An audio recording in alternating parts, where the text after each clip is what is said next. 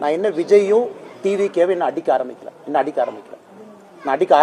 ஆரம்பிக்கல. ஏன்னா தமிழ்நாடு அரசியல்ல நான் எப்பொழுதுமே என்னுடைய பேச்சை மாத்தி பேசக்கூடிய ஆள் கிடையாது. விஜய் அவர்கள் அரசியலுக்கு வந்த முதல் நாள் நான் சொன்ன அதே கருத்தை தான் இன்னைக்கு சொல்றேன்.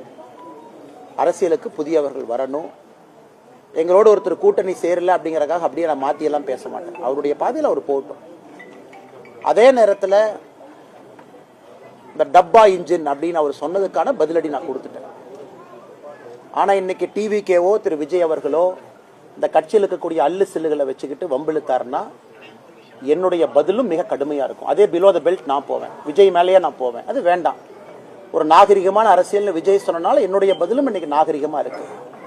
இந்த 2ஆம் கட்ட 3ஆம் கட்ட 4 கட்சி மாறி வந்தவங்க அவங்க எல்லாம் வச்சுக்கிட்டு பிலோ த பெல்ட் போகணும்னு நினைச்சாங்கன்னா அதே விஜய் அவர்களுக்கு, அதே டிவிகேக்கு, அதே பாணியில, அதே பிலோ த பெல்ட்ல அதை விட சிறப்பான பதில் சொல்ல தெரியும். வேண்டான்னு நினைக்கிறேன். அரசியல் களம் நாகரிகமா இருக்கட்டும், அவருடைய பாதையில் அவர் போகட்டும், மக்கள் முன்பு அவருடைய கருத்துக்களை வைக்கட்டும்.